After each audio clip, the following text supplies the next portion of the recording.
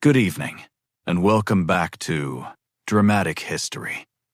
There were houses in Regency England where the candles burned until dawn, not because anyone wished to stay awake, but because darkness was considered too revealing. Behind tall windows and heavy velvet curtains, families arranged marriages with the precision of accountants. A daughter was not merely a daughter, she was a connection, a dowry, a name carefully placed beside another name in the great ledger of society. Beauty could be negotiated, money could be measured, bloodlines could be examined, but the quiet things were rarely considered. A woman's loneliness, her fear, the private dreams she buried beneath embroidered sleeves and polite smiles.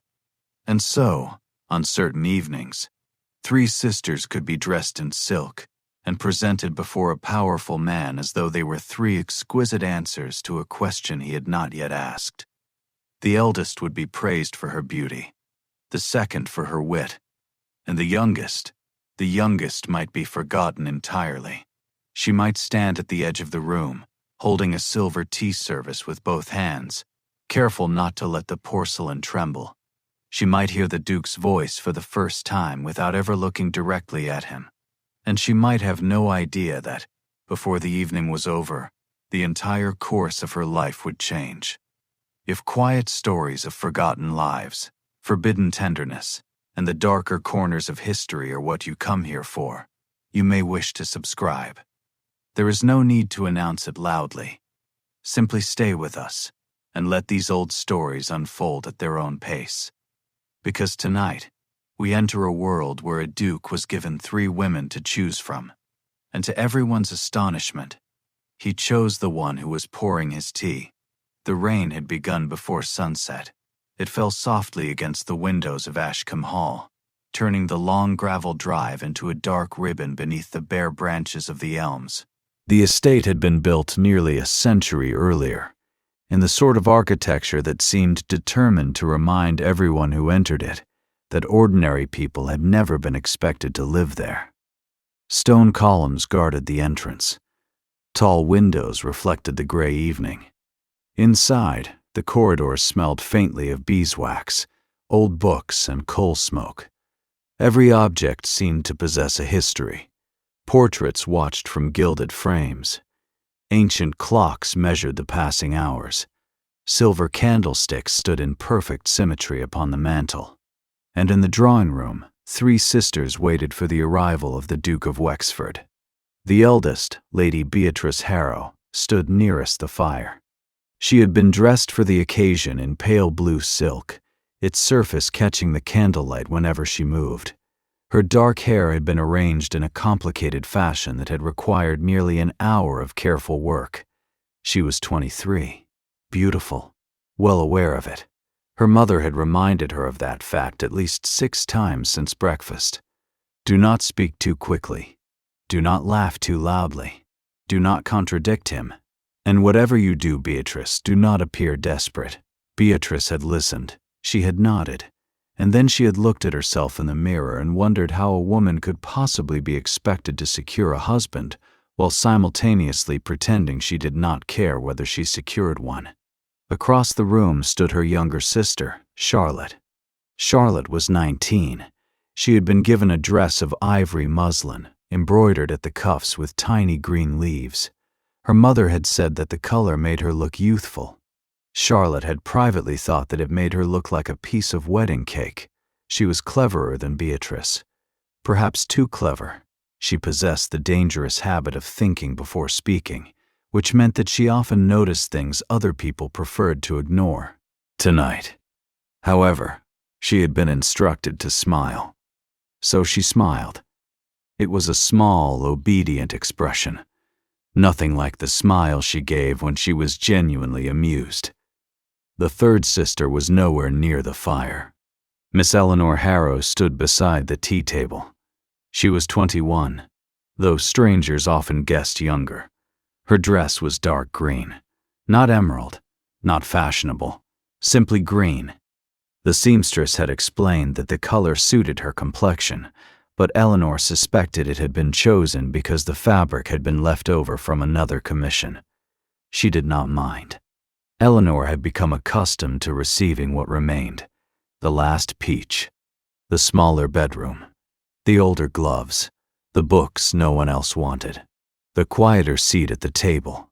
She had learned, over the years, that disappointment became easier when one expected very little from the world. Her hands rested lightly against the silver tea tray.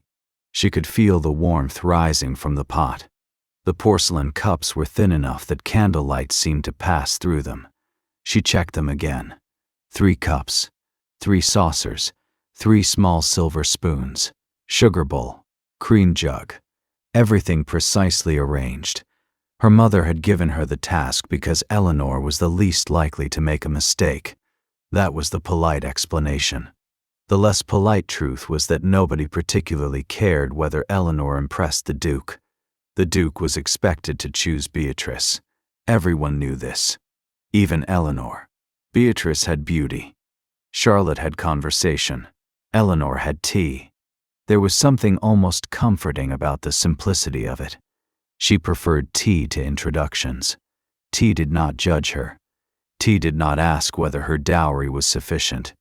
Tea did not look at her face and calculate how much a future husband might be willing to overlook. The drawing-room door opened. Every conversation stopped. A footman entered. The Duke of Wexford. Beatrice's shoulders straightened. Charlotte's smile became slightly brighter. Eleanor lowered her eyes. Then he entered. Richard Ashbourne, the 7th Duke of Wexford, was not an especially young man. He was 36. Tall, broad-shouldered, severe. His black evening coat fit him perfectly, but there was nothing fashionable about the way he wore it. He seemed almost indifferent to clothing, as though the title attached to his name had already made unnecessary every attempt to impress anyone. His hair was dark. His eyes were gray. There was a faint scar near his left temple, nearly hidden beneath his hairline. No one knew precisely how he had received it. There were stories, of course. There were always stories. Some said it had happened during a military campaign. Others claimed he had been injured in a duel. A particularly imaginative aunt had once whispered that the Duke had fought 3 men over a woman in Paris. The truth was considerably less romantic. He had fallen from a horse at 24, but the truth rarely survived long in drawing rooms. The Duke's gaze moved across the room. Beatrice, Charlotte, then Eleanor, only briefly. Eleanor felt the glance and immediately lowered her eyes to the tea service. The Duke's mother had once told him that marriage was a responsibility. His father had told him it was an alliance. His uncle had called it a necessity. Richard had never heard anyone describe it as happiness. He had not come to Ashcombe Hall because he believed in romance. He had come because his estate required an heir, because his mother had begun making arrangements without his permission, because the newspapers had started speculating, and because, after 3 years of avoiding every suitable woman presented to him, his family had finally decided that choice itself could be made easier. 3 sisters, 1 house, 1 evening, 1 Duke. Richard almost smiled at the absurdity of it. Almost. "Your Grace," Lady Harrow said, stepping forward. Her voice was warm. Too warm. The kind of warmth people used when they desperately wanted something. Richard bowed. "Lady Harrow." She introduced Beatrice first. "Of course she did.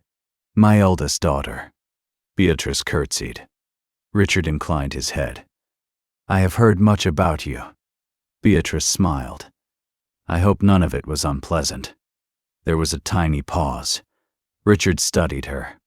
"No. Just 1 word." But Beatrice seemed pleased. Her mother looked relieved. Charlotte watched the exchange. Eleanor poured the tea. The soft sound of hot liquid striking porcelain filled the silence. Richard glanced toward her. She did not notice, or pretended not to. That interested him. The next introduction was Charlotte. She curtsied more deeply. "Your Grace. Miss Harrow. I understand you have an interest in Greek literature. Richard's eyebrows lifted slightly. I do. Then perhaps we shall have something to discuss. Charlotte's mother looked delighted. Richard, however, looked faintly amused. Perhaps. Again, that word. Charlotte understood immediately. The Duke was polite. But politeness was not interest. At the tea table, Eleanor placed the first cup upon its saucer. She added a spoon, then another. She was careful not to make a sound. The Duke approached. Tea? Eleanor finally looked at him. It was the first time their eyes met properly. She expected coldness. Instead, she found something more difficult to understand: weariness. There was exhaustion in his face. Not physical exhaustion. Something quieter. Something that seemed to have settled behind his eyes and remained there. Yes, Your Grace. Her voice was soft. A faint smile appeared at the corner of his mouth. Richard noticed. Eleanor lowered her eyes. So you are the tea. I believe I am. Eleanor It was blinked. such a small answer, For a moment, but Richard she did looked not at her understand. again. This Then time, she realized longer. he was referring Beatrice to her noticed. role in the evening. Charlotte noticed. Their mother noticed most of all. Eleanor did not. She simply poured. The tea fell in a narrow amber stream. Steam rose between them. Outside, the rain continued against the windows, and somewhere beyond the drawing room, a clock began to strike the hour. 1, 2, 3. The evening had only just begun. Yet something had already shifted. Not dramatically. Not visibly. No one announced it. No one could have pointed to the exact moment. But Richard Ashbourne, Duke of Wexford, had arrived expecting to choose among 3 women. And for the first time that evening, he was no longer certain that the woman he had been meant to notice was the woman he wanted to know. The clock in the drawing room continued its slow, measured ticking. Each sound seemed louder now, not because the room had become quieter, but because everyone inside it had begun listening to something beneath the conversation. Richard remained near the tea table. He held the porcelain cup between his fingers, though he had not yet tasted it. Eleanor stood opposite him. She kept her hands folded loosely before her. There was nothing remarkable about her posture. That was precisely what made it remarkable. She was not trying to attract his attention. She was not adjusting her sleeve. She was not touching her hair. She did not laugh unnecessarily at something someone had said. She simply stood there, still, almost invisible. And Richard found himself wondering how long she had been practicing the art of disappearing. Miss Eleanor, Lady Harrow said suddenly. Eleanor looked toward her mother. Yes, Mama. Why don't you go and see whether Cook has sent in the cakes? The instruction was gentle, almost affectionate. But Eleanor understood what it meant. Leave the room. Let Beatrice speak to the Duke. Let Charlotte speak to the Duke. You have done your part. Tea had been poured. Now the real business could begin. Eleanor nodded. Of course. She placed the teapot down. Richard watched her. Miss Harrow. She paused. She looked back. Yes, Your Grace. The tea is very good. A tiny expression crossed her face. Surprise. Then amusement. It is only tea. Richard took a sip. Most things are only what they appear to be. Eleanor did not answer. But something in her eyes changed. She understood that he was not talking about tea. Before either of them could say more, Lady Harrow stepped between them with the effortless precision of someone accustomed to controlling conversations. Your Grace, perhaps you would care to sit beside Beatrice. Richard looked at the chair, then at Lady Harrow, then, almost imperceptibly, toward Eleanor. Perhaps. He moved away. Eleanor left the room. The moment the door closed behind her, Lady Harrow released a breath she had apparently been holding. Beatrice smiled. Mother, what? You are staring. I am not staring. You are. Charlotte covered a smile with her hand. Their mother gave them both a warning look. Be sensible. Richard heard them. He said nothing. He sat beside the fire. Beatrice took the chair opposite him. The arrangement was perfect.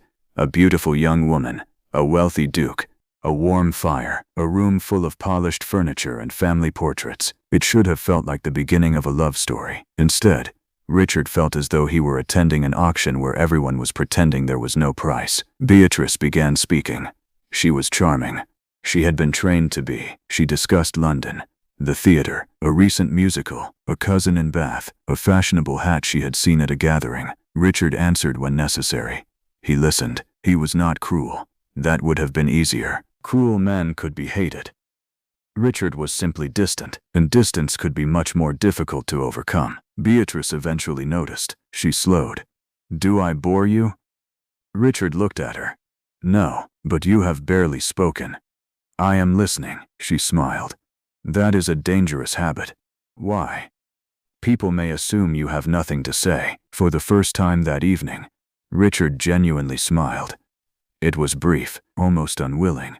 Beatrice saw it and felt a small surge of triumph. She had made him smile. Perhaps there was hope. Across the room, Charlotte watched them. She knew better. Richard's smile had not belonged to Beatrice. It had belonged to the observation. That distinction mattered. Charlotte was observant enough to recognize it. She was also observant enough to notice that the Duke kept looking toward the closed door, the door through which Eleanor had disappeared. Charlotte lowered her eyes. She felt something she immediately disliked. Not jealousy. Not yet. Something closer to concern. Because Eleanor had spent most of her life being overlooked, and men who suddenly noticed women like Eleanor rarely did so without consequence. Night. In the kitchen corridor, Eleanor stood beside the dumbwaiter with a tray of cakes. She had not actually needed to leave the room. Cook had already sent everything. Her mother had known that. Eleanor had known that too. The lie was harmless. That was how most things worked in their household. Small lies, small humiliations, small instructions that were never explained, because explanations were considered unnecessary when given to a daughter like Eleanor. She looked down at the tray. The cakes were delicate, small sponge rounds covered with sugar glaze. She wondered why anyone needed food that looked so much like jewelry. Then she heard footsteps. She turned. The housekeeper, Mrs. Finch, stood at the end of the corridor. "His Grace is still in the drawing room?" "Yes," Mrs. Finch nodded. He asked who made the tea. Eleanor's expression changed. "Did he?" "He did." "Perhaps he was only being polite." Mrs. Finch gave her a look. "You have been in this house 21 years, child. You know the difference between politeness and curiosity." Eleanor looked away. She did not want to discuss it. Curiosity was dangerous. Attention was worse. In households like Ashcombe Hall, a woman could survive being ignored. She could build a quiet life around it. She could read. She could sew. She could tend the gardens. She could become useful. But attention changed the rules. Attention created expectations.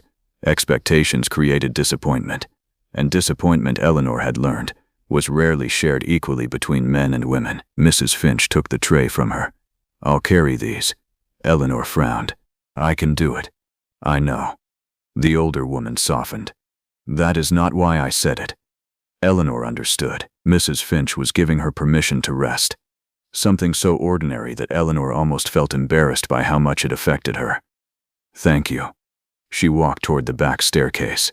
The corridor was colder there. The grand fireplaces did not reach this part of the house. A draft slipped beneath the doors. Eleanor gathered her skirts and began climbing. She intended to return to her room. Instead, she stopped halfway up. She could hear voices from the drawing room below. The door was open now. Her mother was speaking. "Of course Beatrice is the obvious choice." A pause. Then Richard's voice. "Is she?" Eleanor froze. Her hand remained on the banister. Lady Harrow laughed nervously. "Your Grace, surely you understand." "I understand perfectly. Beatrice is admired throughout the county. I am aware. She is beautiful. I noticed." There was silence. Then Lady Harrow said something more quietly. "Charlotte is also very suitable," Richard answered. "Yes." Then, another pause. "Which one?" Eleanor held her breath. She knew she should continue upstairs. She knew listening was improper, but her feet would not move. Richard spoke. "I have not decided." Her mother's voice became strained. "I hope you will consider Beatrice. I will consider all three." Eleanor's heart gave a small, strange beat. All three. She knew what that meant. She had been included. Not because she was desired, because she was technically eligible. There was a difference. a painful one. She continued upstairs. By the time she reached her room, she had convinced herself that the conversation meant nothing. That was her greatest talent, convincing herself that things meant nothing. Later that evening, dinner was served beneath 3 enormous chandeliers. The dining room was long enough to make conversation difficult. Guests at one end could barely hear those at the other. The table glittered with silver. Crystal glasses caught the candlelight. A dozen dishes appeared one after another. Soup, fish, roasted pheasant, potatoes, vegetables glazed with butter, fruit, pastries. The meal was excessive. It was always excessive when important people were watching. Eleanor sat beside Charlotte. Richard sat across from them.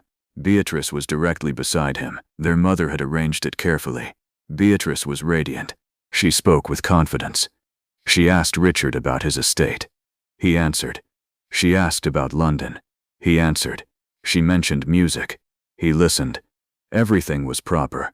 Everything was correct, and yet, Richard's attention wandered. Once, twice, then again, toward Eleanor. She barely spoke. She ate little. She kept her eyes lowered, but she listened to everyone. That was what interested him. She listened when servants entered. She noticed when her father's glass was empty. She saw that Charlotte was cold, and quietly moved a candle closer to her.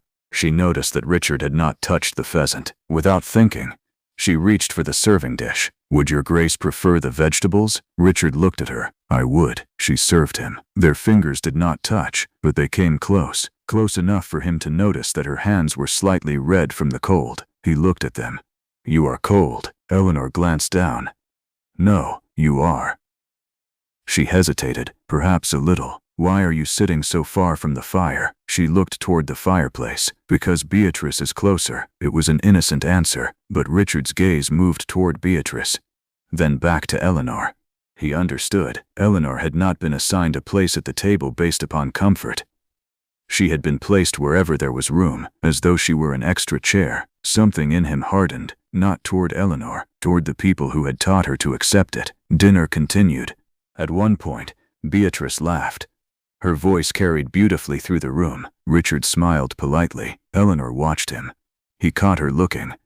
She immediately lowered her eyes, but this time he smiled, not at Beatrice, at Eleanor. She saw it, and for a second, she forgot to breathe. After dinner, the family returned to the drawing room. Coffee was served, then port for the gentlemen. The women gathered near the fire. Beatrice sat beside Richard. Charlotte played softly on the pianoforte. Eleanor remained near the tea table. Again, always there. Richard watched her from across the room. She was arranging cups. No one had asked her to. She simply did it. He rose. Beatrice looked up. "Your Grace, I shall be back." He crossed the room. Eleanor sensed him approaching before she saw him. Her hands stopped. "May I ask you something?" She turned. "Of course. Why do you always pour the tea?" Eleanor looked at the silver pot. "Because someone must." Richard studied her. "That is not an answer." She smiled faintly. "It is the answer I have." "You have 3 sisters?" "2. And yet you are the one serving everyone." "I am the quietest." "That seems an odd reason." "It is an efficient one." Richard's expression softened. "Do you always speak like that?" "Like what?"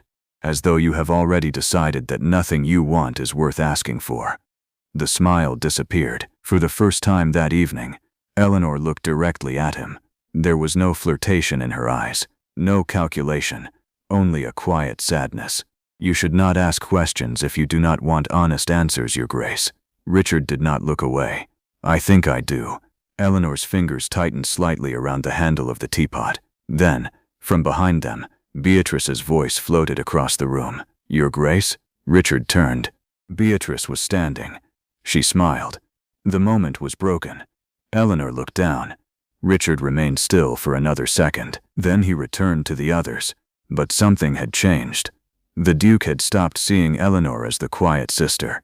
He had begun seeing the woman beneath the silence. And Eleanor, despite every instinct she possessed, had begun to wonder what it would feel like to be seen. The evening did not end when the last cup was cleared. In houses such as Ashcombe Hall, an evening rarely ended cleanly. It dissolved. Conversation became quieter. Candles burned lower.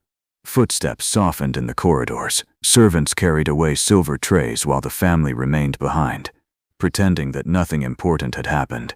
But something had happened. Everyone knew it. Lady Harrow knew it. Beatrice knew it. Charlotte knew it. And perhaps most importantly, Eleanor knew it. She simply did not know what to do with the knowledge. The Duke of Wexford remained near the fireplace. His expression was unreadable. Beatrice sat nearby, speaking with her mother. Charlotte had returned to the pianoforte, and Eleanor stood beside the tea table, folding a linen cloth that did not need folding. She folded it once, then again, then a third time. It was a habit she had developed whenever she felt watched. She could feel Richard's attention, not constantly. That would have been easier. Instead, it came in brief moments, a glance when she crossed the room, a pause when she spoke, a quiet awareness whenever she entered his vicinity. It unsettled her, because Eleanor had spent years learning how to become invisible. And now, for reasons she could not understand, invisibility seemed to be slipping away. Lady Harrow noticed it too. Her voice became unusually cheerful. "Beatrice, perhaps you might show His Grace the portrait gallery." Beatrice smiled. "Of course." Richard glanced toward the long corridor. "Another time." Lady Harrow's smile tightened. "Certainly." Charlotte looked up from the pianoforte. For a moment, she met Eleanor's eyes.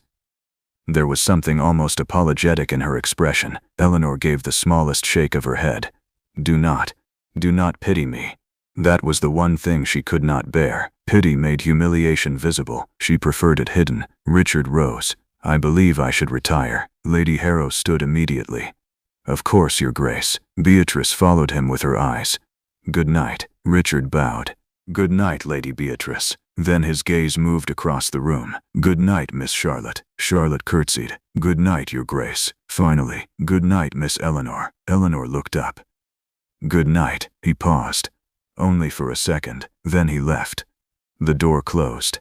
Silence. Beatrice's smile vanished. Their mother looked at her. "What?" Beatrice stood. "Nothing." "Beatrice." "I said nothing." She walked toward the window. Charlotte watched her. Then she looked at Eleanor. Eleanor had gone very still. "You should go upstairs," Charlotte whispered. Eleanor nodded. "Yes." But before she could move, Beatrice spoke.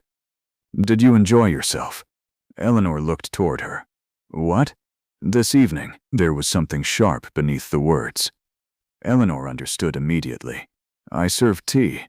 I know. I don't think I was expected to do anything else." Beatrice turned.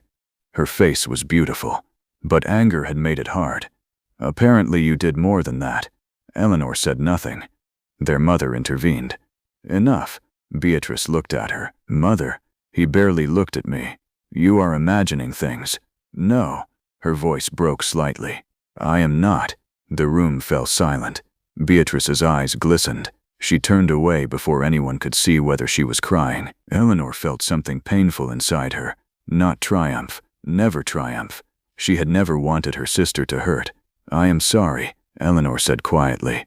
Beatrice laughed. It was a brittle sound. "Are you?" Eleanor looked down. "Yes." "Then stop looking at him." The words struck harder than Eleanor expected. She lifted her eyes. "I was not. Everyone sees it." "I don't know what you mean." "Of course you don't." Charlotte stood. "Beatrice." "No." Beatrice wiped beneath one eye.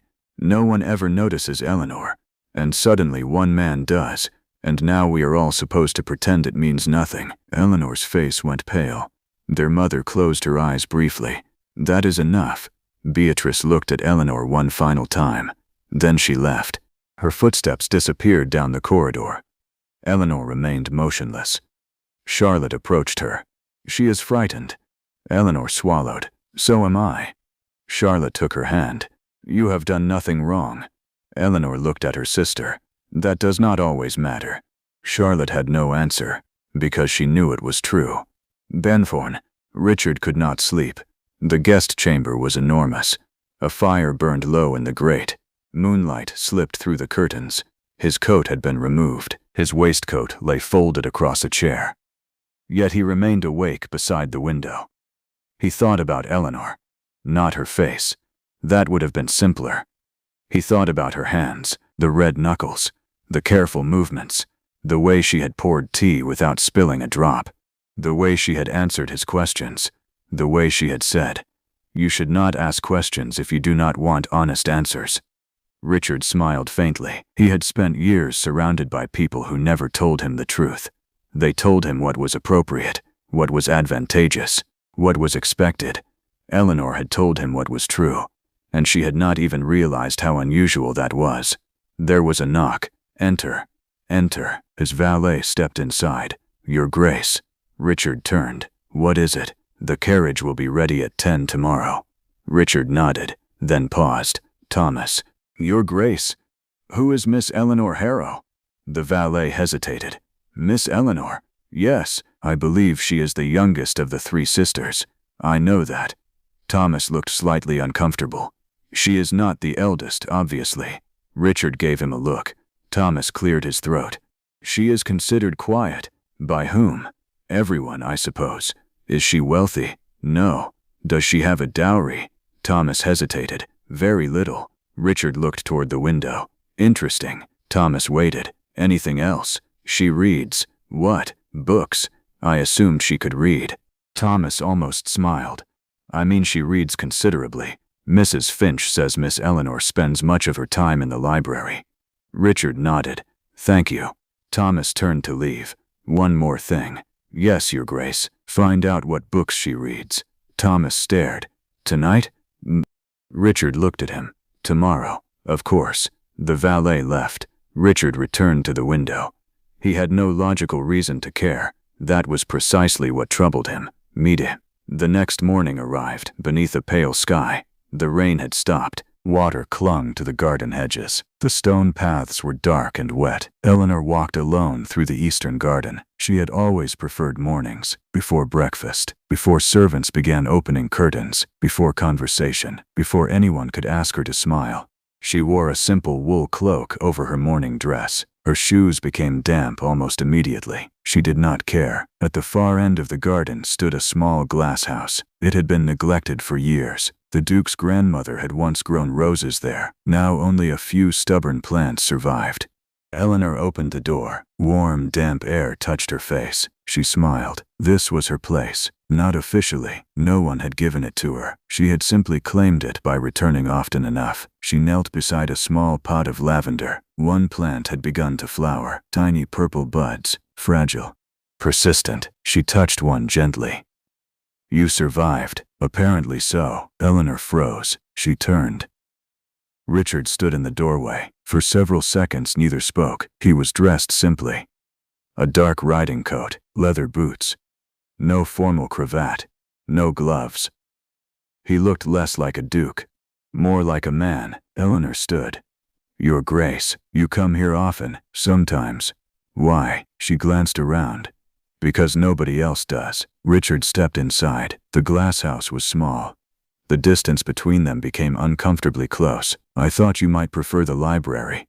"I do, but you come here. Sometimes a person needs somewhere that does not contain books." Richard looked at the plants. "Do you garden?" "Badly." He smiled. "How badly?" "I have killed several roses." "That sounds serious." It was. He laughed softly. Eleanor looked at him. It was the first time she had heard him laugh, not the polite sound from the drawing room. A real laugh. Quiet. Brief. Unexpected. She smiled. Richard noticed. "You smile differently when you are not being watched." Eleanor's smile faded. "Then perhaps you should stop watching." "I don't think I can." The words hung between them. Eleanor looked away. "Your Grace, Richard." She looked back. "What? My name. I know your name. I know. Then why?" "Because when you say Your Grace, I feel as though we are standing in a drawing room again." She was silent. He continued. "I don't want to be in the drawing room." Eleanor lowered her eyes. "Neither do I." For a moment, there was nothing else. Only rainwater dripping from the glass roof. The faint scent of soil, the lavender between them. Then Richard spoke. "Did you know I asked about you?" Eleanor looked startled. "No, I did." "Why?" "I wanted to know what you liked." Her expression became guarded. "Why?" Richard took a breath. He could have lied. He could have said curiosity, politeness, conversation. Instead, he answered honestly. Because I was interested. Eleanor looked at him for a long time. Then she whispered, "That is dangerous." "Why?" "Because women like me are not usually chosen for reasons like that." Richard's expression changed. "Women like you? Quiet women. And what happens to quiet women? They are useful." She looked down at the lavender. "They are dependable. They are agreeable. They make tea." Her voice became softer. "But they are rarely wanted." Richard stepped closer. Not enough to touch her. Enough that she could feel his presence. "I don't think you understand what I want." Eleanor's heart beat faster. She forced herself to remain still. "Then perhaps you should tell me." He looked into her eyes.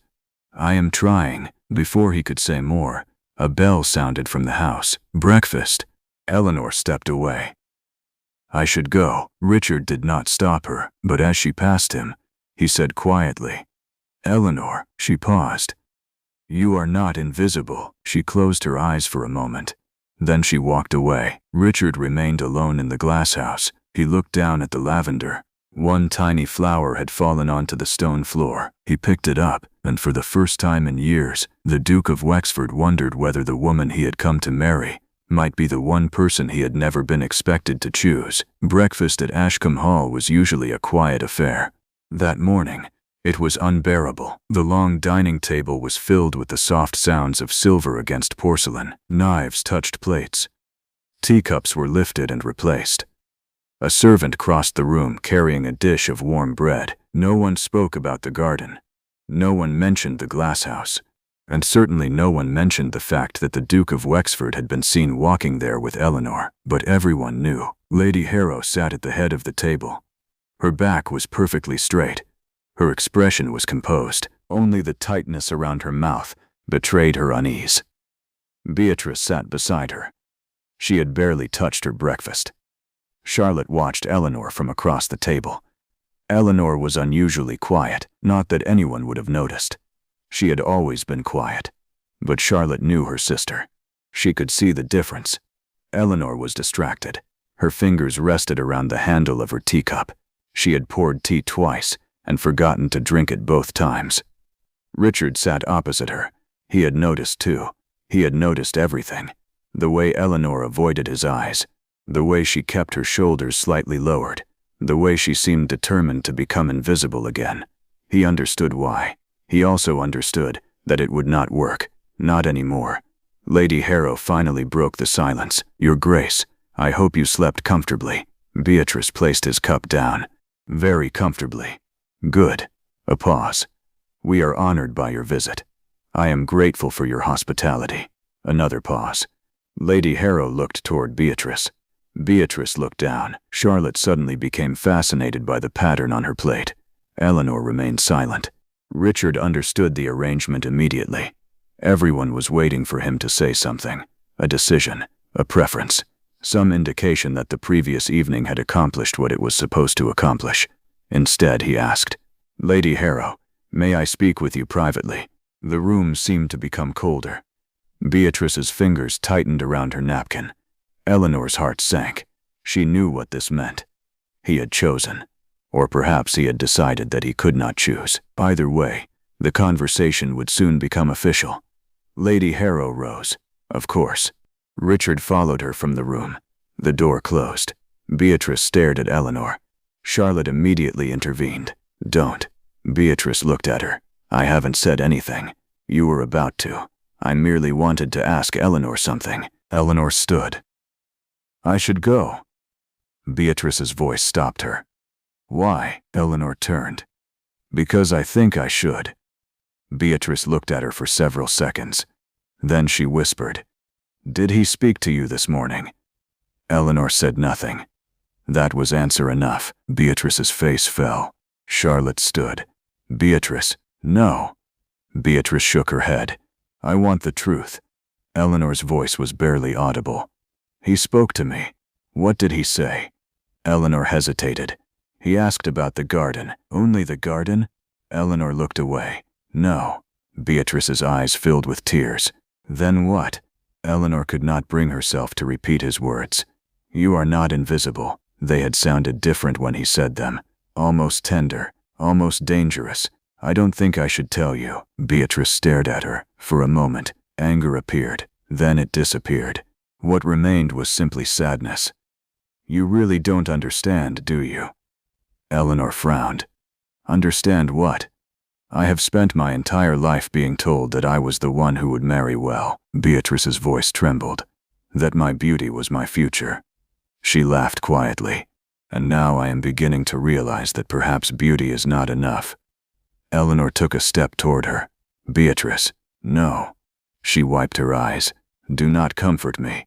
I wasn't going to. Beatrice looked surprised. Then, despite everything, a tiny smile appeared. Good. For one brief moment, the sisters looked at one another without the weight of their mother's expectations between them. Then the drawing room door opened. Richard emerged. His expression was calm. Lady Harrow followed. She looked as though she had aged 10 years in the last few minutes. Richard returned to the table. He did not sit. Instead, he looked at the three sisters. May I speak with Miss Eleanor? Silence. Eleanor's breath caught.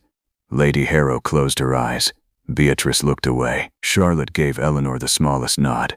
Go. Eleanor rose. Richard held the door for her. She walked into the corridor. The door closed behind them. They walked without speaking, past the library, past the portrait gallery, past the tall windows overlooking the gardens. Finally, Richard stopped beside an empty morning room.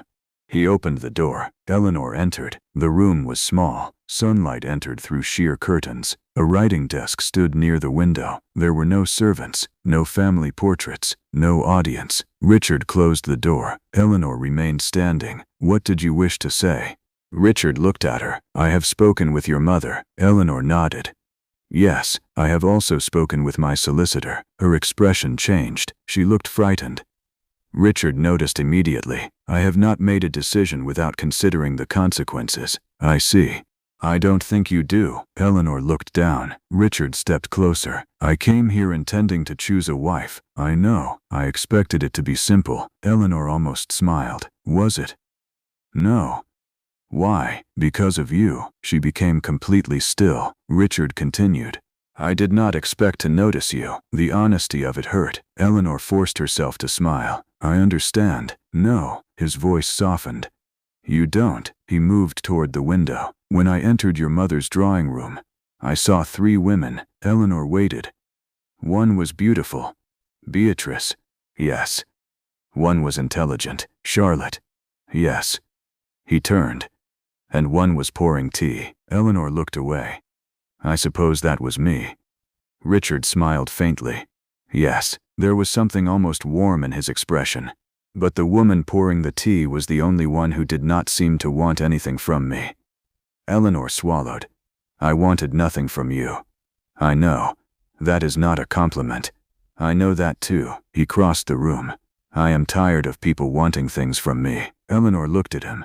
Money? Among other things, your title. Often. Your influence. Always. She was quiet.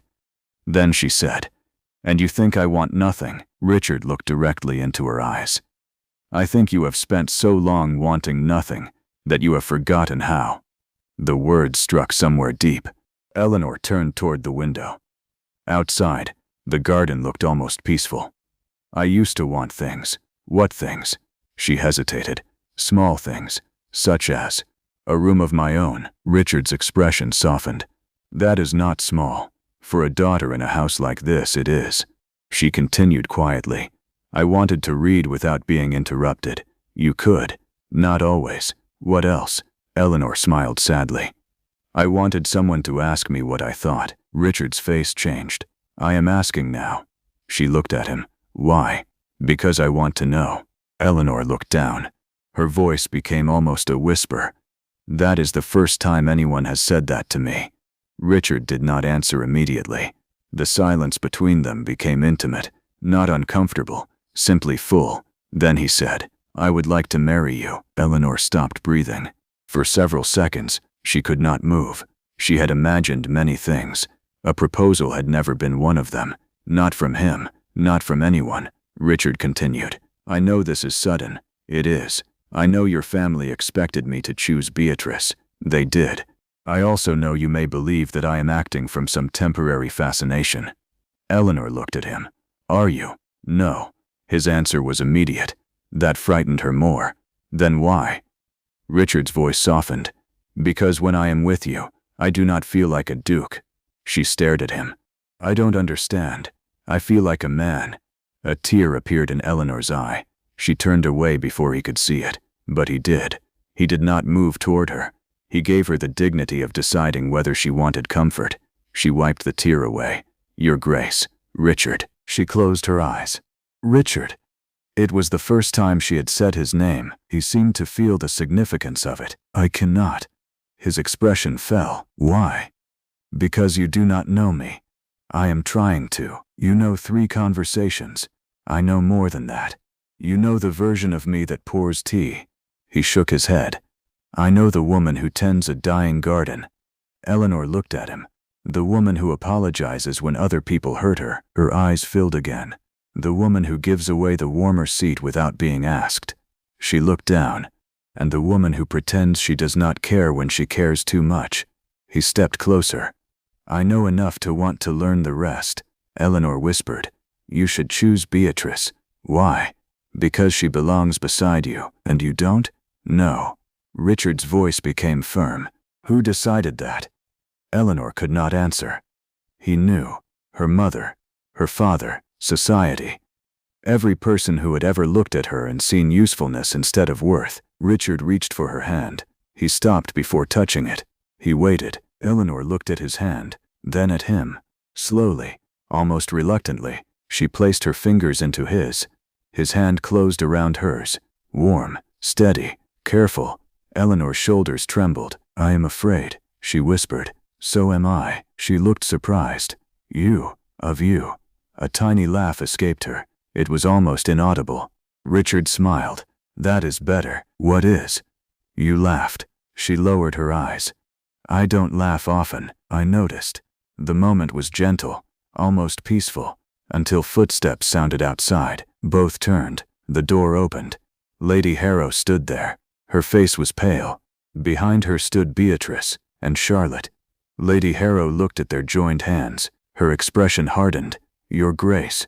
Richard did not release Eleanor's hand. Lady Harrow, I believe we need to discuss this. We do. Her eyes moved toward Eleanor. You cannot possibly mean. I do. Beatrice closed her eyes. Charlotte took a slow breath.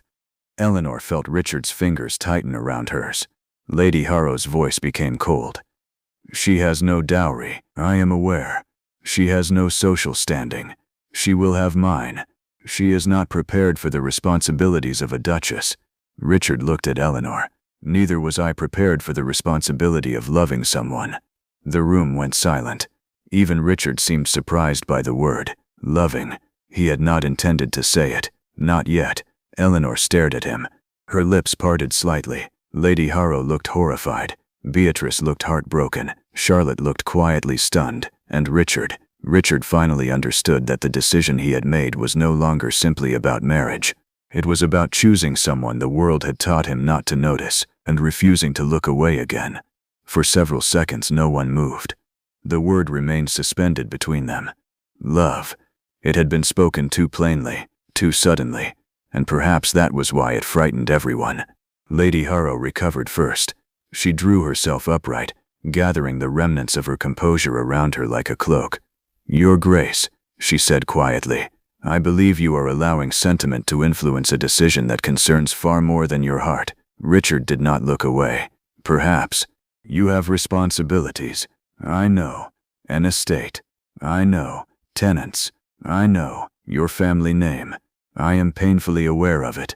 His voice was not loud. It did not need to be. The room itself seemed to carry his words. Lady Harrow looked toward Eleanor. And you would place all of that in the hands of a girl who has spent her life hiding in libraries and gardens? Eleanor flinched. Richard noticed. He stepped slightly forward. She has spent her life surviving in a house where she was never given the opportunity to be anything else. Lady Harrow's face tightened. That is an unfair description. Is it? He looked around the room. She was sent to serve tea while her sisters were presented. No one answered. She was given the least comfortable seat at dinner. Silence. She was sent from the drawing room because everyone assumed she had nothing to contribute. Eleanor lowered her eyes. Richard's voice softened. And yet she was the only person in this house who treated me as though I were a man rather than a title. Lady Harrow looked wounded. She has always been sensitive. No. Richard glanced at Eleanor. She has always been ignored. The words struck harder than an accusation. Beatrice looked away. Charlotte's eyes filled with tears. Eleanor stood perfectly still.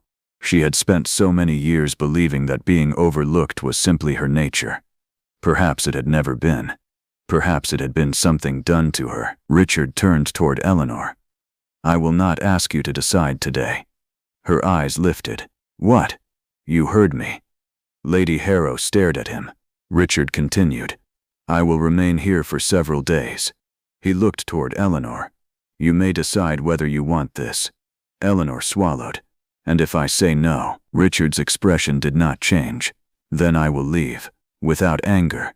Without anger. Without resentment. Without resentment. She searched his face. Why? Because if you marry me, I want you to walk toward me. His voice became quieter. Not away from your family. Not because you have been told you should. Not because you believe there is nothing else waiting for you. He paused. Choose me because you want me. Eleanor could not speak. Lady Harrow turned away. She looked toward the window. Outside, the gardens were bright beneath the pale morning sun.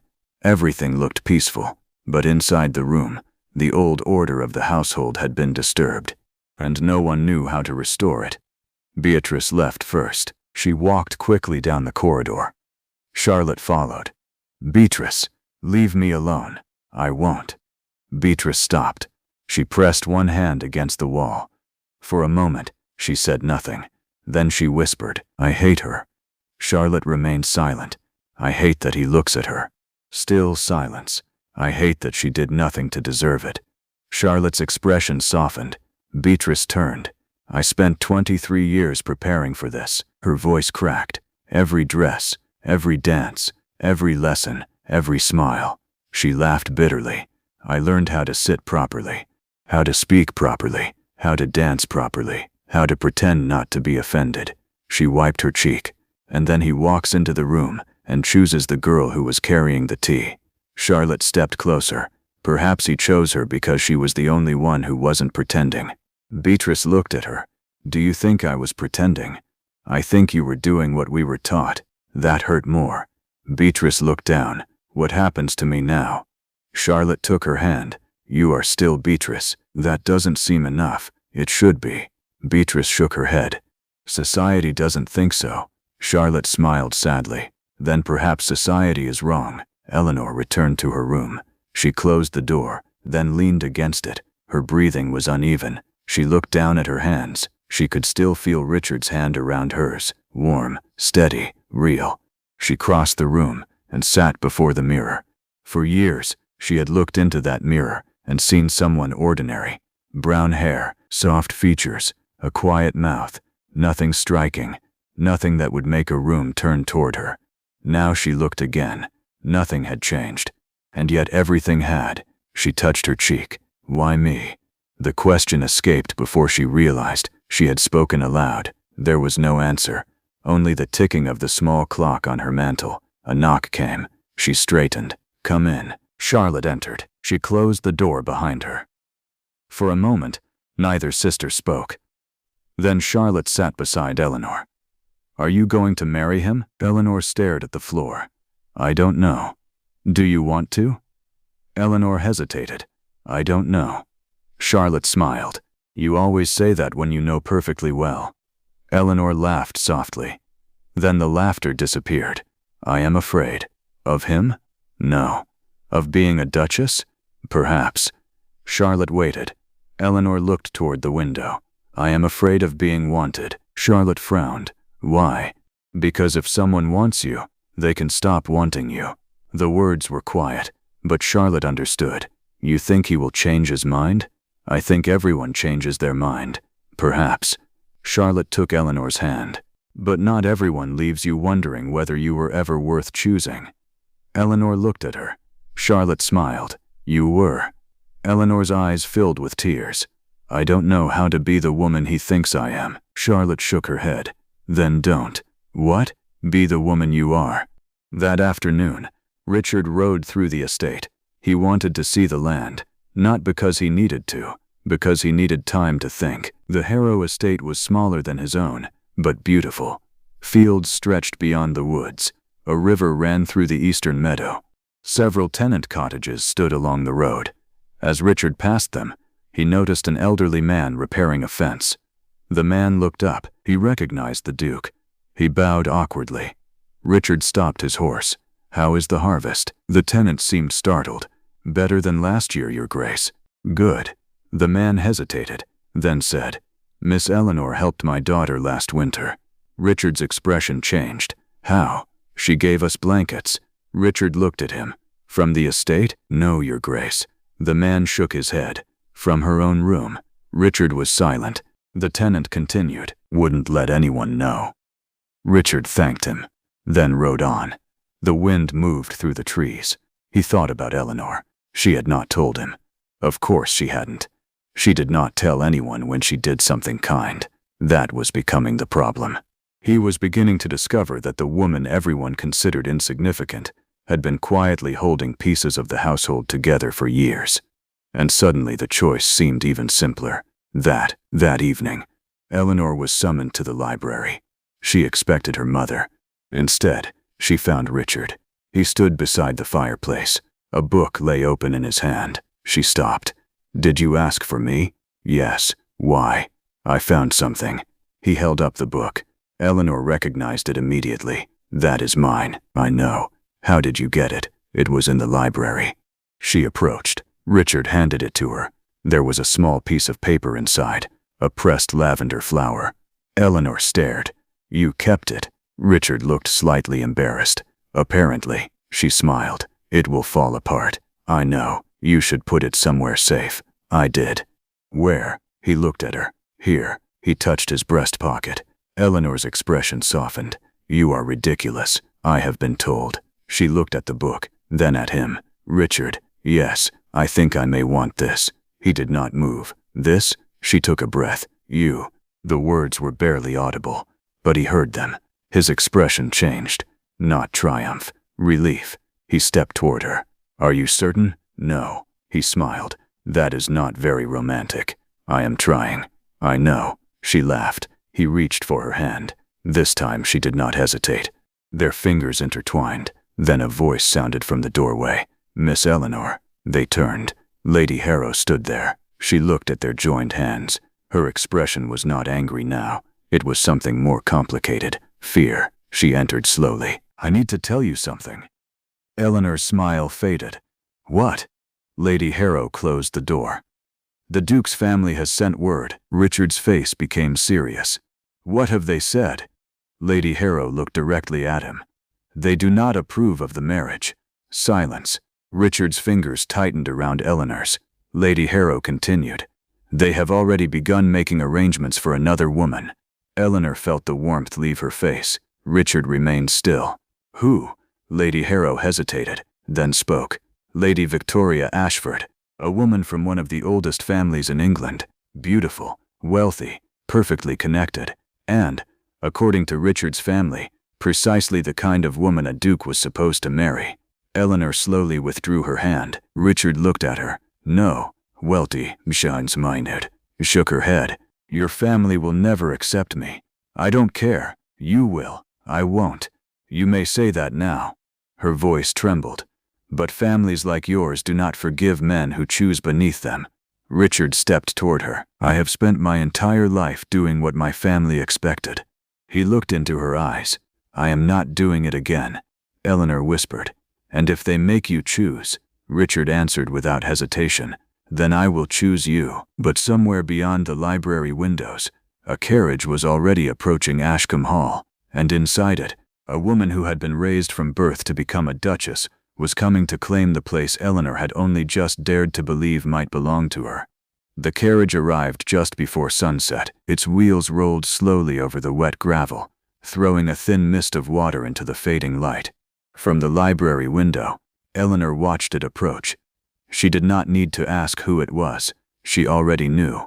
Lady Victoria Ashford, the woman Richard's family had chosen.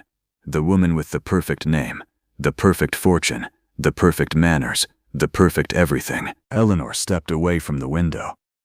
I should leave. Richard stood behind her.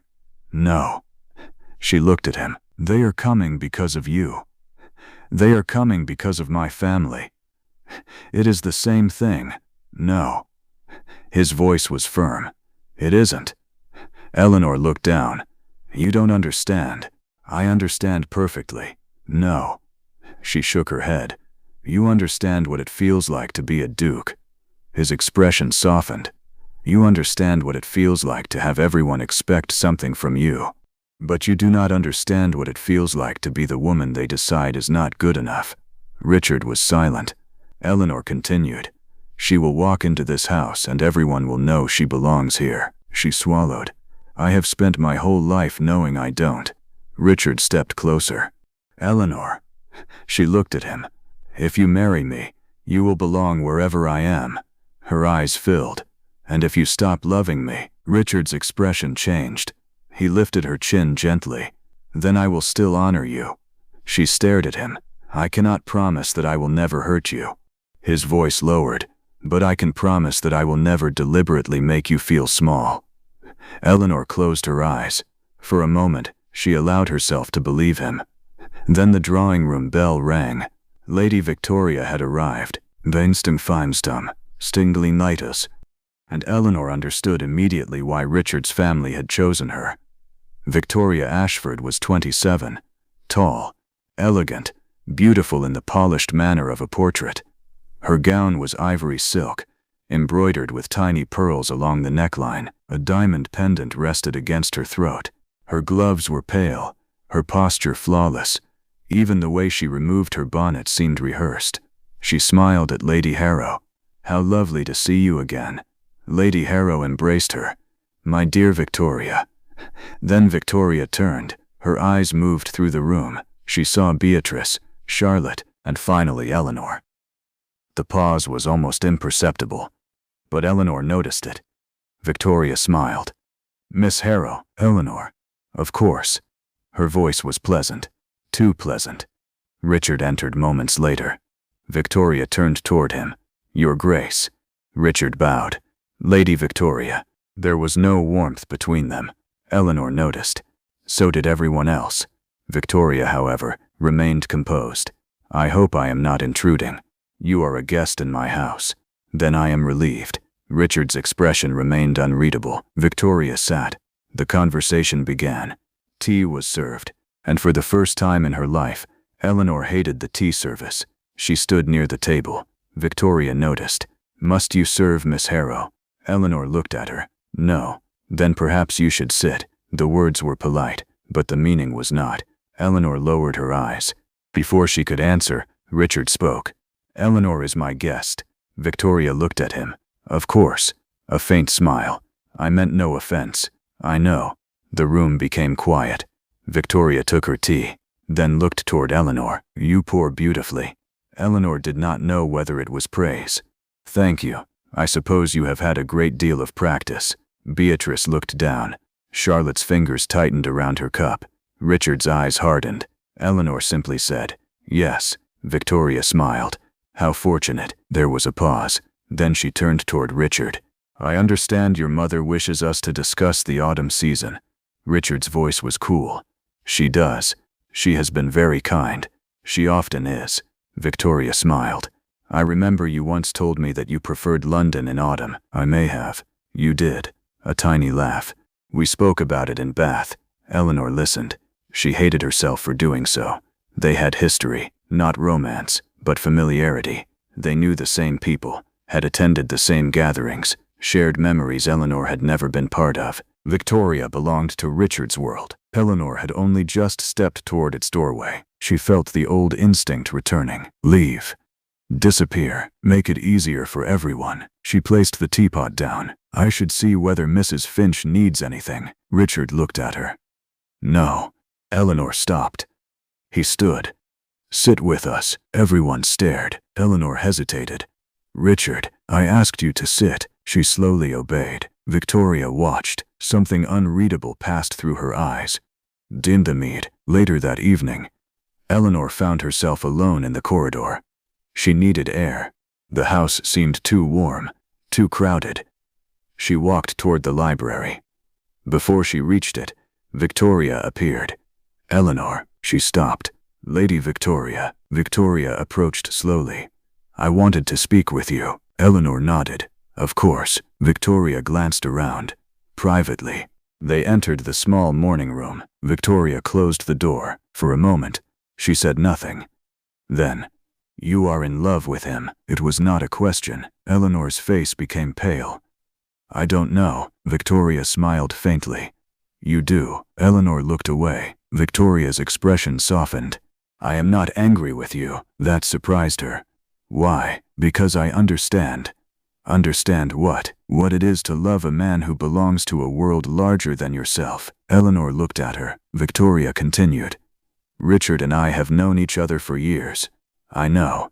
Our families have discussed a marriage since we were young. Eleanor felt something inside her tighten. Then perhaps you should marry him. Victoria looked at her.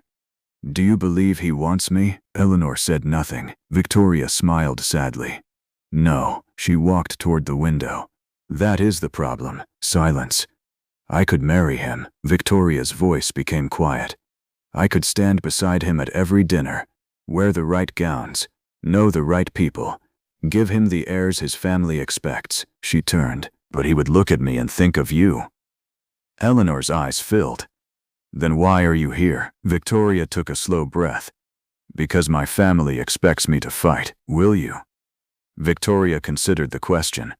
I was raised to. A pause. But I have also been raised to understand the difference between winning a title and winning a man's heart. Eleanor stared at her. Victoria smiled. I am not your enemy. Eleanor's voice trembled.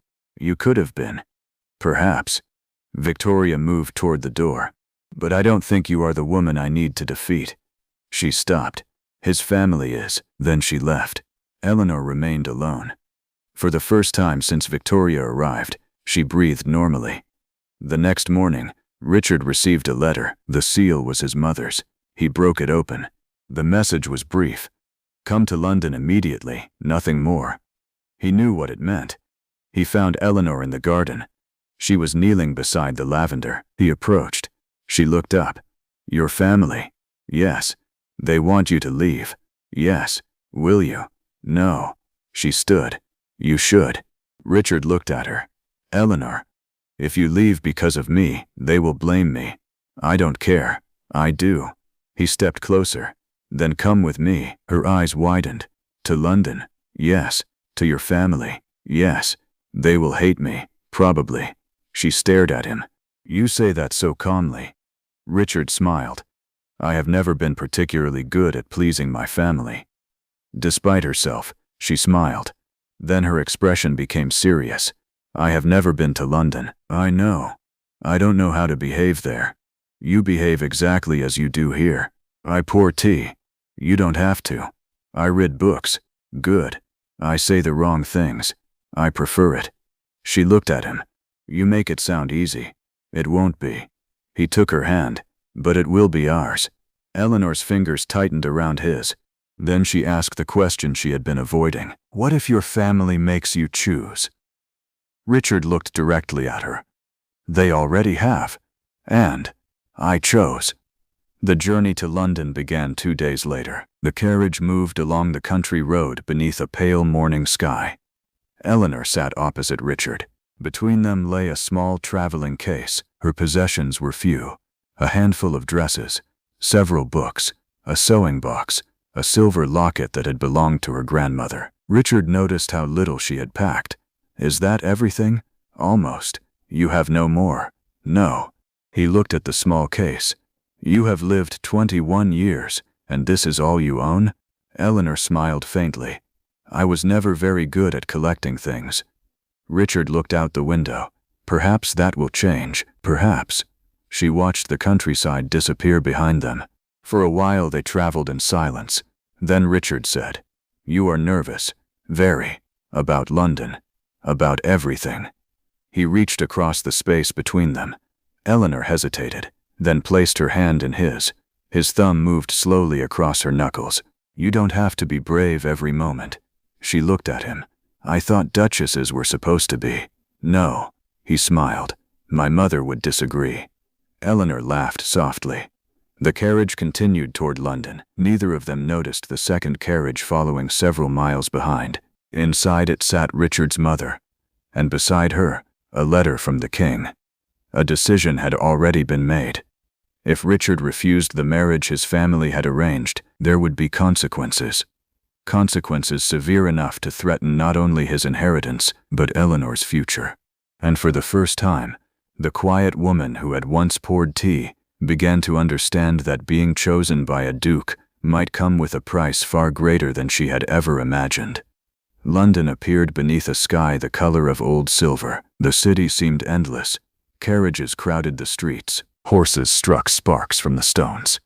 Shopkeepers shouted beneath striped awnings.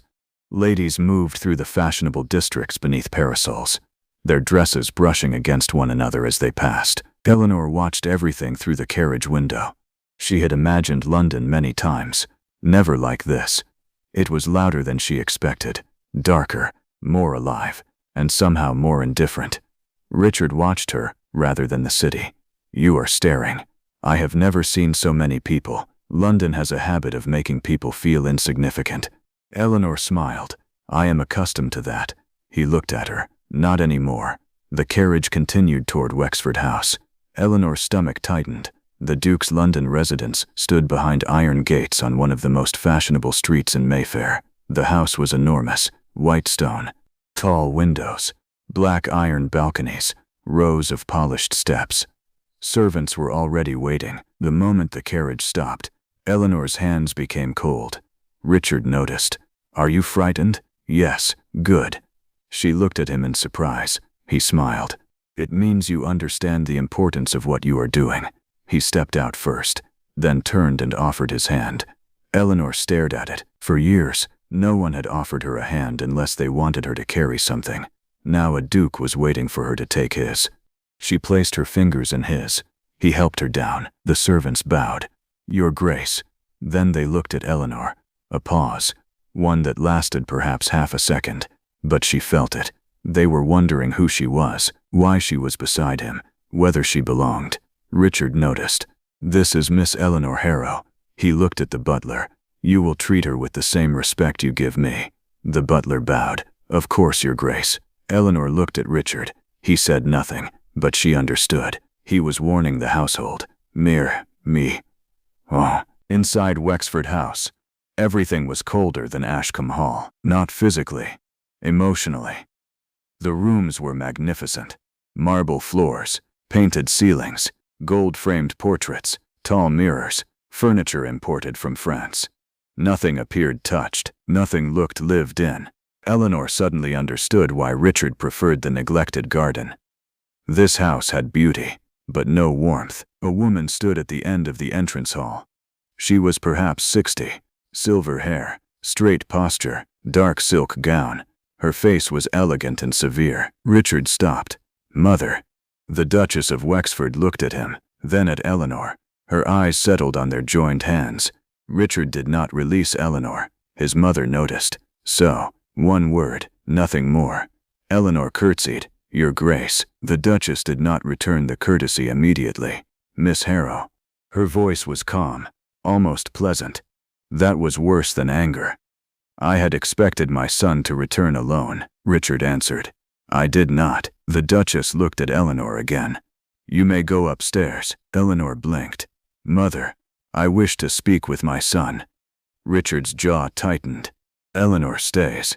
The Duchess smiled faintly. Of course. She turned. Then we shall all speak together. They entered the drawing room. The door closed. The Duchess took a seat. Richard remained standing. Eleanor sat beside him. The Duchess folded her hands. Do you know what your father would say? Richard's expression hardened. My father is dead. Exactly. Silence. He spent his entire life preserving this family, and I intend to preserve it. By marrying a woman with no fortune, Richard answered quietly. By marrying a woman I love. The Duchess's eyes moved toward Eleanor. Eleanor felt as though she had been struck. The word still affected her. Love. She had never heard it spoken in connection with herself. The Duchess noticed her reaction. You do not even know what it means to be a duchess. Eleanor lowered her eyes. That is true. Then why are you here? Richard answered. Because I asked her to come. The Duchess looked at him. That was not my question. Eleanor slowly lifted her head. Because I love your son.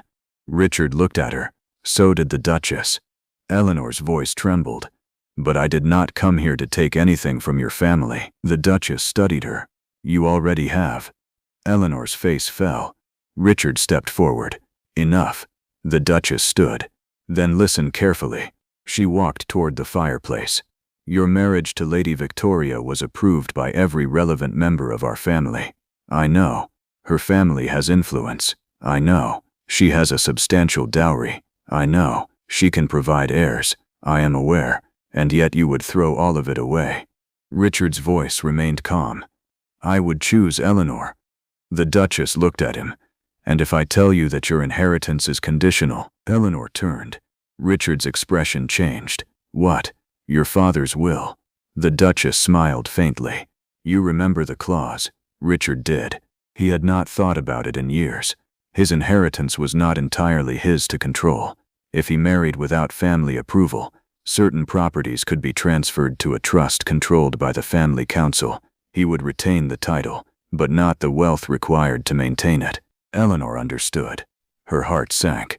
Richard. He looked at her. No, she whispered. You cannot lose everything. I won't. But you might. I said no. The Duchess watched them. This is precisely why you should not marry a woman who has no understanding of what she is asking of you. Eleanor stood. I understand. Richard turned. Eleanor. She shook her head. I do. She looked at the Duchess. You are right. Richard's face hardened. No, I am. She looked at him. You have responsibilities. I know. And I will not be the reason you lose them. The Duchess's expression softened slightly. Perhaps she believed she had won. But Eleanor continued. I love your son. Richard stared at her. But I will not destroy his life to prove it. She removed her hand from his. The loss of warmth was immediate. Richard reached for her. She stepped back. Eleanor, I need time. He looked wounded. She had never seen him look that way. It nearly broke her.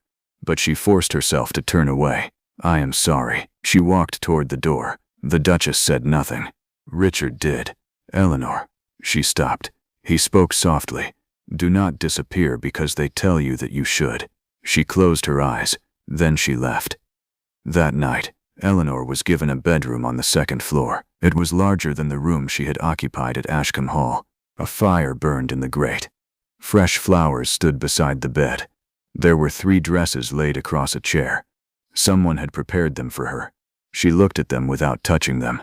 Then she sat beside the window. London glittered below. Hundreds of candles, hundreds of windows, hundreds of lives continuing without knowing hers had just fractured. A knock sounded. She assumed it was a servant. Instead, Charlotte entered. Eleanor stood immediately. What are you doing here? Charlotte smiled. I came with Beatrice. Where is she? Speaking with your mother. Eleanor frowned. Why did you come upstairs? Because I knew you would be alone. Eleanor's eyes filled. Charlotte crossed the room. What happened? Eleanor told her. Everything. The inheritance. The family objection. Her decision to step away. Charlotte listened. Then she shook her head. You are making the same mistake again. What? You are deciding for everyone else. Eleanor looked confused. I am trying to protect him. From what? From losing everything. Charlotte took her hands. Did he ask you to protect him? No. Did he tell you he wanted the inheritance more than you? No. Then why are you choosing for him? Eleanor had no answer. Charlotte smiled gently. You spent your entire life believing you should take up as little space as possible. She touched Eleanor's cheek. Perhaps it is time you took up some. Eleanor looked toward the window. What if I am not enough? Charlotte answered immediately. You are. What if he regrets choosing me? Then let him make that mistake himself. Eleanor laughed through her tears. That sounds cruel. It is practical. Charlotte smiled. You cannot spend your whole life saving everyone from the possibility of pain. A quiet knock came. Both women turned. The door opened. Beatrice stood there. She looked different, less polished, less certain. She entered slowly. I heard. Eleanor looked at her. I am sorry. Beatrice shook her head. Don't. She walked closer. I came to tell you something. What? Beatrice took a breath.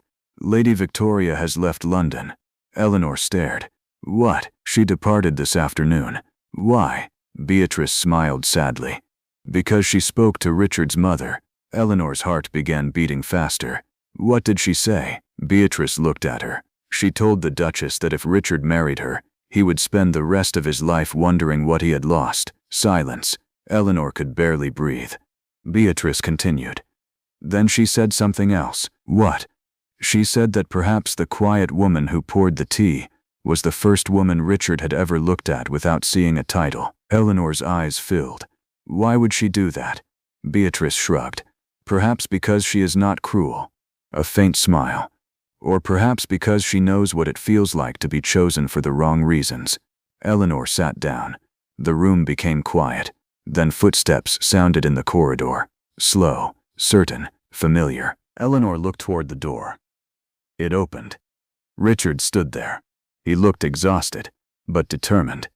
His gaze went directly to Eleanor. I have made my decision. She stood. What decision? He walked toward her. I am leaving Wexford House. The room fell silent. Eleanor stared at him. Where will you go? Wherever you are. She shook her head. Richard, he took her hands. I spoke to the family council, and I will keep the title. She waited. The estate will be divided. Her face fell. But you will lose some of it. He smiled. Not everything. She stared at him. Why? Richard looked at her. Because I have spent my entire life believing that losing money was the greatest thing that could happen to a duke. His thumb brushed across her fingers. I was wrong. He stepped closer. The greatest thing I could lose. His voice softened. Is you. Eleanor finally stopped fighting her tears. She leaned forward. Her forehead touched his chest. For a long moment, neither moved. And somewhere downstairs, in the grand house that had been built to preserve a family name, the old duke's world began to change. Not because a powerful man had chosen a beautiful woman, but because he had chosen the woman everyone else had forgotten to see. The morning after Richard made his decision, London woke beneath a pale winter light. There was frost along the window panes. The streets below were still damp from the night's rain. Carriages moved slowly through the gray morning, their wheels whispering over the stones. Inside Wexford House, however, there was no whispering. There was silence, the kind that followed a decision no one could undo. Eleanor stood before the bedroom mirror. A maid had brought her breakfast. She had barely touched it. On the table beside her lay a folded letter. The seal had already been broken. It was from Richard's solicitor. The consequences were written plainly. The Duke would retain his title. He would retain the principal London residence, but several properties connected to the family inheritance would be transferred into a separate trust. The annual income available to Richard would be considerably smaller, not poverty, not ruin, but enough to change the way a duke lived, enough for society to notice. Eleanor read the letter again, then folded it. Her hands trembled. She had wanted to be loved. She had wanted, perhaps for the first time, to believe that someone could look at her and see something worth keeping, but she had never imagined that being loved could cost another person so much. There was a knock. Eleanor, Richard. She turned. Come in. He entered quietly. He had changed from his formal clothes into a simple dark coat. He looked tired, but peaceful. That frightened her more than anger would have. You haven't eaten. I wasn't hungry. You should eat. She smiled faintly. You sound like Mrs. Finch. Perhaps she has influenced me. He sat opposite her. For a moment they simply looked at one another. Then Eleanor placed the letter between them. I cannot do this. Richard did not touch it. Do what? Let you give up your inheritance. I have already done it. You can reverse it. No, Richard, he looked at her. You cannot make a decision like this for me. She frowned. I am not. You are. He leaned forward. You are deciding that I would rather have land than you. I am deciding that you should not lose something you have spent your entire life protecting. I didn't protect it. What? My family did. He smiled sadly. I inherited it. He reached across the table. Eleanor, I did not build those estates. I did not plant the trees. I did not lay the foundations of those houses. Men I never knew did those things. He paused. They left me an inheritance. His fingers closed gently around hers, and now I am deciding what kind of man I want to be with it. Eleanor's eyes filled. You make everything sound simple. It isn't. Then why are you so calm? Richard smiled. Because I have finally made one decision in my life that belongs entirely to me. She looked at him, and that is, you. The word was quiet. No grand declaration, no theatrical gesture, just certainty. Eleanor lowered her eyes. I am still afraid. So am I. What if we fail? Then we fail together. What if you regret it? Then I will regret it honestly. She laughed softly through her tears. That is a terrible proposal. I thought you had already accepted. I haven't. He looked almost amused. Then I shall have to ask properly. He stood. Eleanor looked up. Richard reached into his coat. He removed a small velvet box. Her breath stopped. He opened it. Inside was a ring. Not enormous, not ostentatious. A simple antique diamond surrounded by small stones. Eleanor stared. It belonged to my grandmother, your grandmother, my father's mother. He lifted the ring carefully. She was not the Duchess when she received it. Eleanor looked at him. Who was she? Just a young woman from a family with very little money. Eleanor smiled. She sounds familiar. She was. Richard took her hand. I don't want you because you are suitable. He looked into her eyes. I don't want you because you will make a beautiful duchess. He lowered his voice. I want you because when I speak to you, I forget to be careful. A tear slipped down Eleanor's cheek. And that frightens me. He paused. But I would rather be frightened with you than safe without you. He waited. Eleanor looked at the ring, then at him.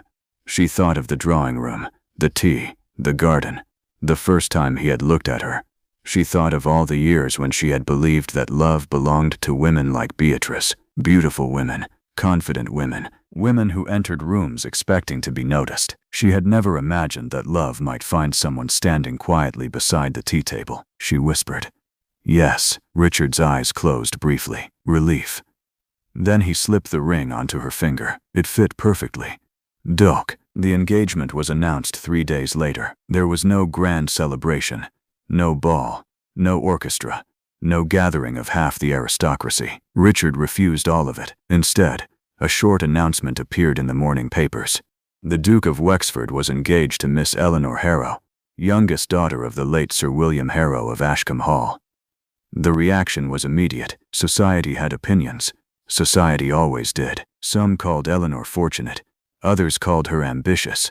A few were cruel enough to suggest that she had manipulated the Duke. One newspaper described her as the obscure Miss Harrow. Eleanor read that phrase twice, then folded the paper.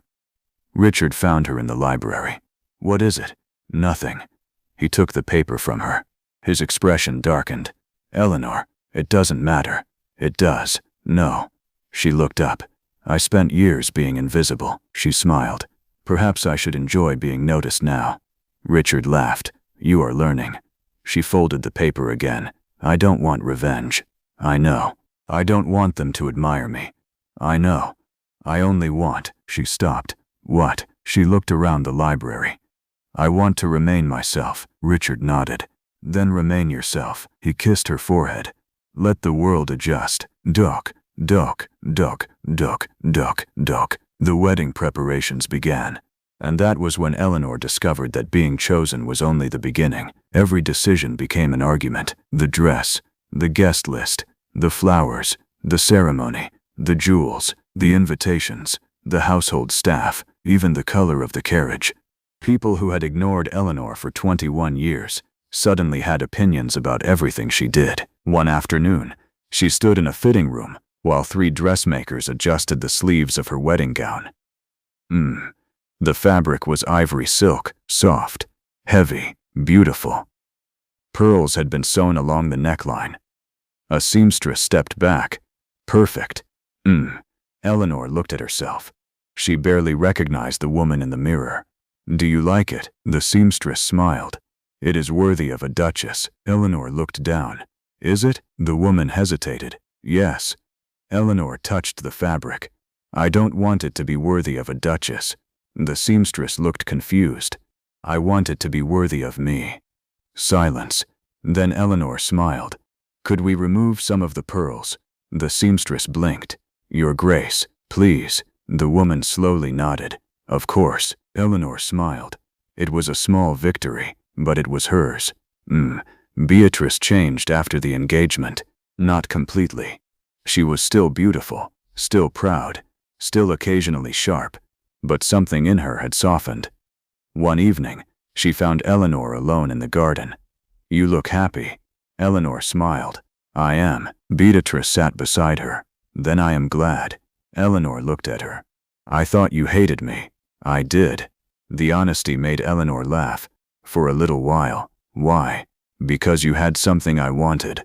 Eleanor looked down. And now? Beatrice sighed. Now I think I wanted the wrong thing. She looked toward the house. I wanted to be chosen because I was beautiful. Eleanor said nothing. Beatrice continued. I wanted everyone to look at me and think I had won. She smiled sadly. But you. She looked at Eleanor. You were never trying to win. Eleanor smiled. I was trying to survive. Perhaps that is why you won. They sat together in silence. Then Beatrice took Eleanor's hand. I hope he is kind to you. He is. Good. She looked away. Because if he isn't, I shall personally make his life miserable. Eleanor laughed. I believe you. Charlotte was the one who noticed the strange letter. It arrived one afternoon. No family seal. No aristocratic crest. Only Eleanor's name. She opened it in the library. The handwriting was unfamiliar. The message was brief. You do not know what the Duke has promised his family. You do not know what was sacrificed to make this marriage possible. Ask him about the woman he was engaged to before you. Eleanor read it twice, then a third time. Her hands became cold. She folded the paper. She told herself it was nonsense, a malicious attempt to frighten her. But one sentence remained. The woman he was engaged to before you. She had known about Victoria, but Victoria had spoken to her. She had left willingly. She had said she was not Eleanor's enemy. So what did this letter mean? Eleanor found Richard that evening. He was in his study. He looked up when she entered. You look troubled. She placed the letter on his desk. He read it. His face changed. Not dramatically, but enough. Eleanor noticed. You know who wrote it. No, but you know what it refers to. Richard was silent. Richard. He looked at her. There was another woman. Eleanor's heart sank.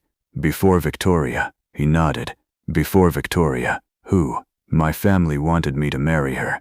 Why didn't you? Richard leaned back. Because she died.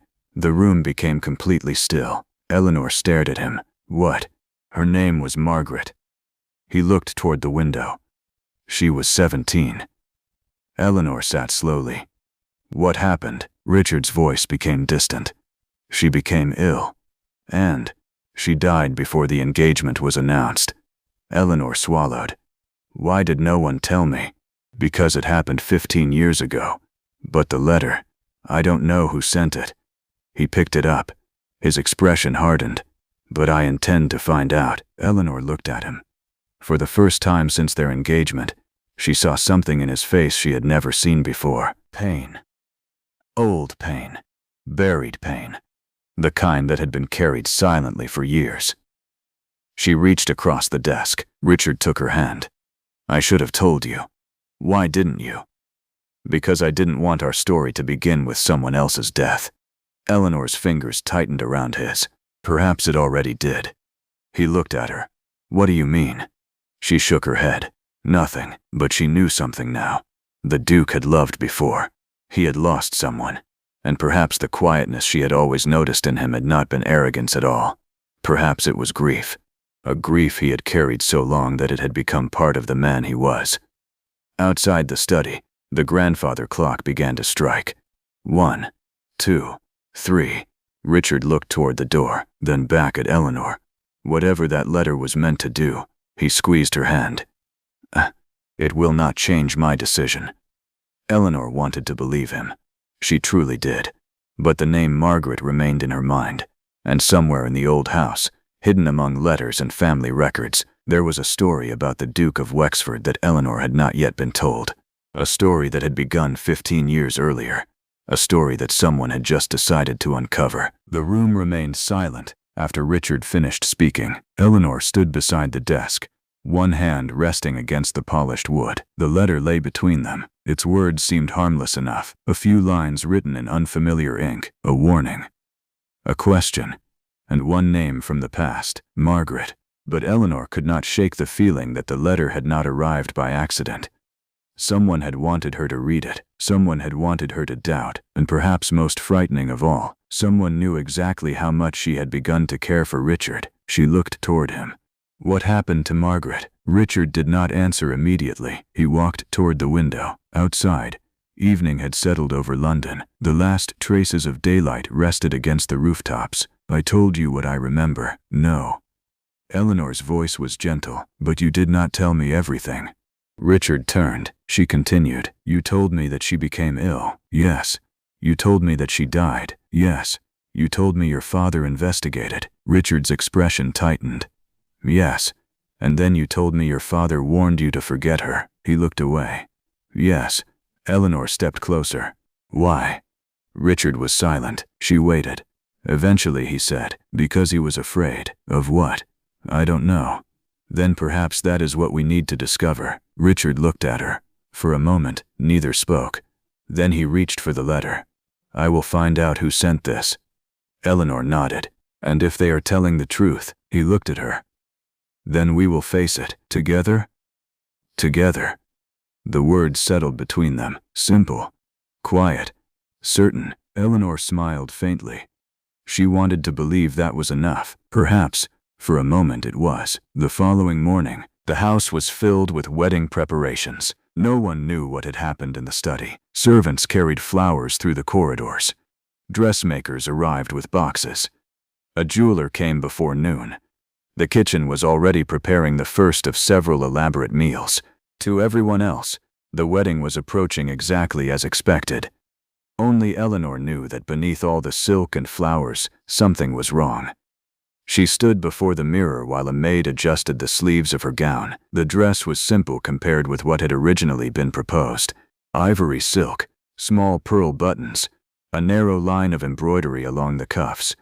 Eleanor had refused the heavier ornaments. She wanted to feel like herself, not a stranger wearing someone else's life. The maid stepped back. You look beautiful, Miss Harrow. Eleanor smiled.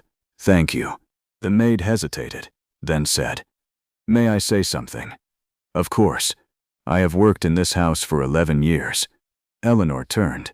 Yes? I have never seen His Grace look at anyone the way he looks at you. Eleanor's expression softened. What does he look like? The maid smiled. Like he has finally found something he was not searching for. Then she curtsied and left.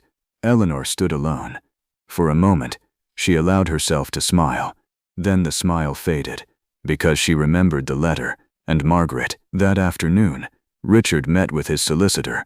Eleanor waited in the library. The hours passed slowly.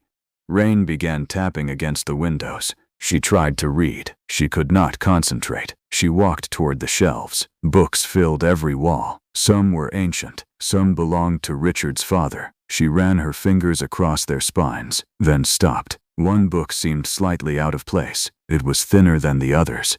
covered in dark green leather. No title appeared on its spine. Eleanor pulled it free. A small piece of paper fell from inside. She bent down. It was an old receipt, dated 15 years earlier. The name at the bottom caught her attention. Margaret Ashford. Eleanor's heart stopped.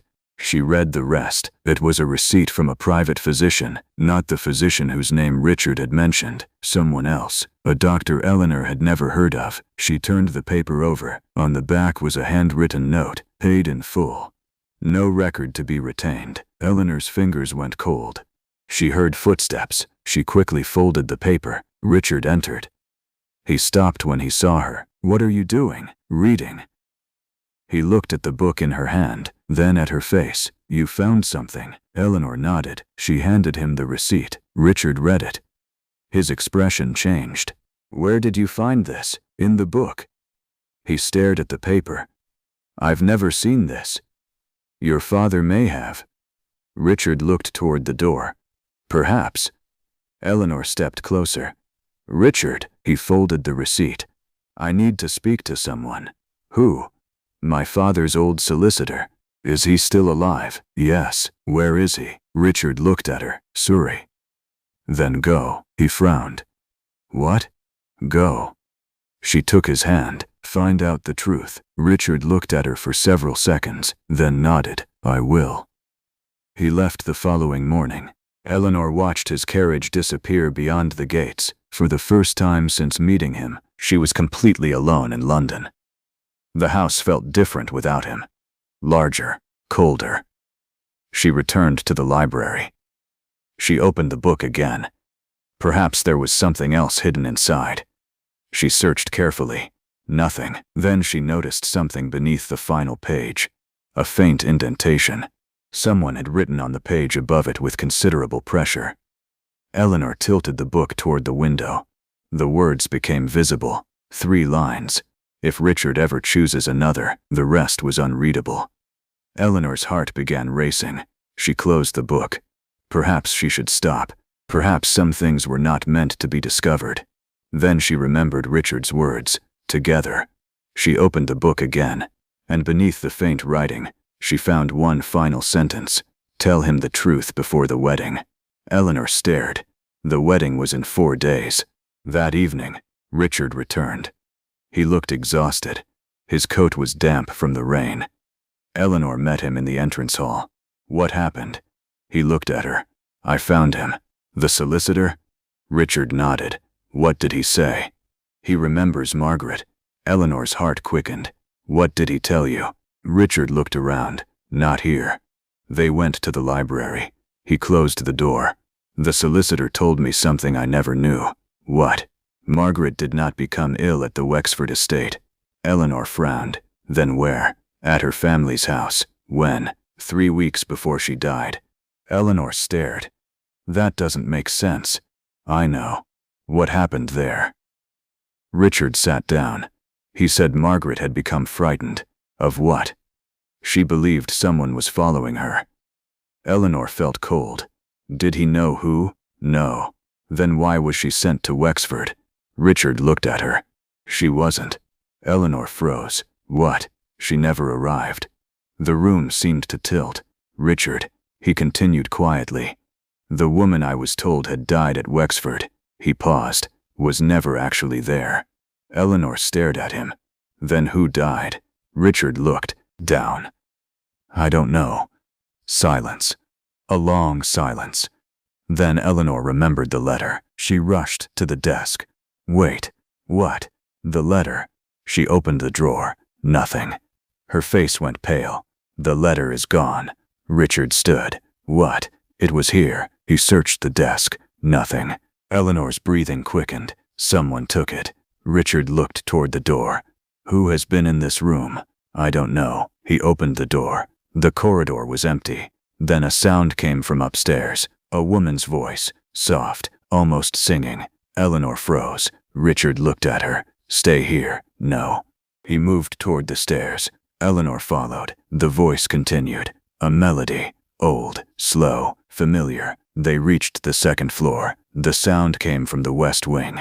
Richard stopped. "Eleanor." "What?" "That song." She looked at him. "You know it." My mother used to sing it. The voice stopped. Silence. Richard opened the door to the west wing. Nothing, only darkness. He lifted a candle. The corridor was empty. Then Eleanor noticed something on the floor. A single white rose, fresh, its stem still wet. She picked it up. A folded piece of paper lay beneath it. Richard took it, opened it. His face changed. Eleanor looked over his shoulder. Only one sentence had been written. You should never have chosen her. Richard's hand tightened around the paper. Eleanor whispered, "Who is this?" No answer. Then, from somewhere behind them, a door slammed. Richard turned. Eleanor's fingers closed around his arm. For one terrible moment, neither moved. Then they heard footsteps, slow, measured, coming toward them from the darkness. Richard stepped in front of Eleanor. The footsteps stopped. A figure appeared at the far end of the corridor. A woman, her face hidden beneath a dark veil. She stood perfectly still. Richard's voice was low. "Who are you?" The woman did not answer. Instead, she slowly raised one hand. In it was an old silver locket. Eleanor stared. She knew that locket. She had seen it before. Around the neck of Margaret, in the only portrait Richard had ever shown her. The woman dropped the locket. It struck the floor. Then she turned and disappeared into the darkness. Richard ran after her. Eleanor followed. But when they reached the end of the corridor, there was no one there. Only an open window, cold rain blowing through the curtains, and the silver locket lying on the floor. Richard picked it up. He opened it. Inside was a tiny faded portrait, a young woman, Margaret, and beneath the portrait, a second image, a child. Eleanor looked closer. Her breath caught. She knew that face, not from the portrait, not from memory, but from somewhere much closer. The child had the same distinctive eyes as Eleanor. Richard stared at her. Eleanor. She could not speak. Because beneath the tiny photograph, someone had engraved a date. The same date as Eleanor's birth. The hallway seemed to disappear around them. The rain continued to fall, and somewhere in the darkness of Wexford House, a clock began to strike midnight. The truth was no longer simply about a dead girl. It was about Eleanor, about her birth, about the Duke's family, and about why, 15 years before Richard ever met her, someone had already known her name. And that is where we must leave their story for now. If you have enjoyed this first journey into the world of Eleanor and the Duke of Wexford, please consider subscribing to Dramatic History. This is a new channel, and your support truly helps us continue bringing these quiet, forgotten stories to life. If you enjoyed the story, leave a like, share it with someone who enjoys historical romance and mystery, and tell us in the comments what you think really happened to Margaret.